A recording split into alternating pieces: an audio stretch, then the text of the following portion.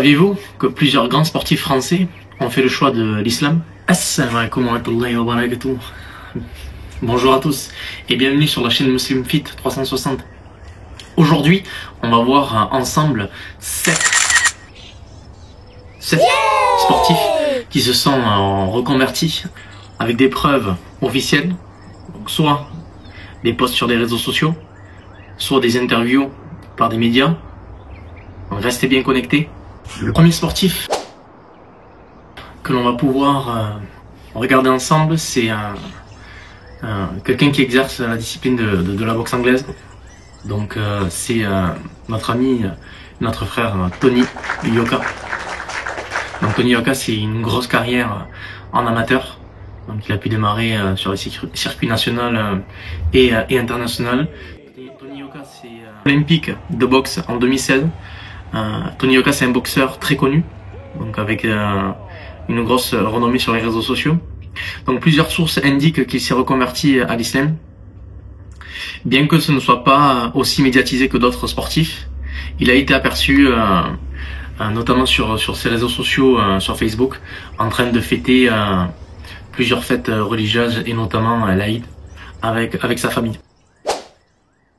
Le second sportif de notre liste, c'est Eric Abidal. Donc Eric Abidal, ancien international tricolore, qui a pu jouer notamment dans des grands clubs européens, mais notamment une grande carrière au FC Barcelone.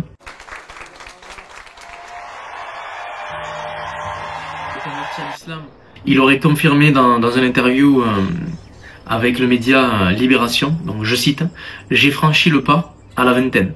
Pour moi, c'était logique. Je me sentais proche de cette religion. » Notre troisième sportif de la liste, c'est notre frère Paul Laperche Pogba. Donc Paul Pogba, ancien international de l'équipe de France, qui a joué dans des grands clubs européens, et notre champion du monde en 2018. Ouvert sur sa foi musulmane, dans une interview notamment aux médias The Times, donc il a déclaré, je cite: « Cela m'a rendu reconnaissant pour tout ce qui est arrivé dans ma vie. Ça m'a apaisé aussi. » Paul Pogba, on a pu notamment le voir sur différentes photos en train d'effectuer le pèlerinage à la Mecque. Et comment ne pas citer notre frère Franck Ribéry. Donc Franck Ribéry, pareil, international tricolore, qui a fait les grands jours de l'équipe de France et qui a pu également être parfois à tort discriminé en France. Ribéry s'est reconverti à l'islam en 2006, lui aussi avec une femme d'origine algérienne. Donc il a adopté le prénom de Bilal Youssouf Mohamed. Il a expliqué donc au journal Le Buteur, je cite: « La grand-mère de ma femme m'appelait Bilal, pour simplifier.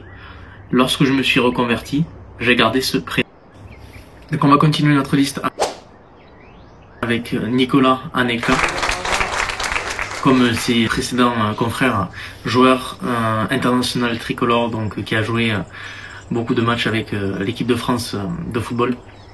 Il a pu jouer dans d'énormes clubs en Europe. Il a fait les grands jours de Chelsea.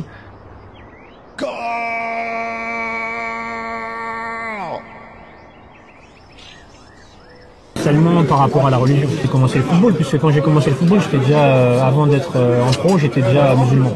Parce que personne ne sait, tout le monde pensait que je suis devenu musulman en 2004, Fenerbahçe, n'importe quoi. Ils sont pas au courant de ma vie, donc parce que je divulgue rien du tout. Et aujourd'hui, ça fait 20 ans que je suis musulman. Donc avant de commencer à jouer en pro au PSG, j'étais déjà musulman. Donc Nicolas Anelka, lui, il s'est converti très très jeune à l'islam dans l'adolescence, donc à l'âge de 16 ans. Il a décidé de prendre le prénom Abdul Salem Bilal et il a déclaré sur un média El Arabiya, donc je cite: « Ma conversion n'a pas changé ma vie car je vivais déjà avec les mêmes principes. Être juste, avoir des valeurs. » Il considère l'islam comme une véritable source de paix et de force. Un peu moins connu, mais sa conversion est tout aussi inspirante. C'est Philippe Troussier, ancien joueur de football professionnel, reconverti, si on peut dire ça comme ça, en entraîneur. Il a pu entraîner l'équipe du Maroc. Donc lui s'est reconverti en 2006 et il a pris le prénom de Omar. Ashhadu an la ilaha illallah wa ashhadu Muhammadan Rasulullah. Et a expliqué dans une interview à Afrique.com que cette conversion était le résultat d'une réflexion spirituelle profonde et son expérience au Maroc. Et on arrive sur notre dernière personne, notre dernier frère reconverti à l'islam. C'est bien le célèbre Cédric Doumbé, qui fait les gros titres des médias français en ce moment. Cédric Doumbé, c'est lui, s'est imposé dans le Glory, qui est en quelque sorte la Ligue des champions des sports de combat. Cédric Doumbé l'avait annoncé, il l'a fait, en déjouant tous les pronostics alors que tous les éléments étaient contre lui. Le kickboxer français est le nouveau champion du Glory, le titre le plus prestigieux en sport pied-point. Enfin la France championne du monde. C'est un ancien champion du monde, multiple champion du monde de kickboxing, qui s'est à présent lancé dans du mix martial art, donc du MMA. Donc Cédric Doumbé, c'est une personne qui a publiquement parlé de sa reconversion à l'islam. Donc on peut voir notamment discuter de sa foi sur YouTube, mais également quand il est appelé sur des plateaux, notamment sur Canal+. Je clique sur un son très long, ça s'appelle Surat Maryam. Vous allez voir. Exactement. Qu'est-ce qu'elle dit? Qu'est-ce que ça raconte?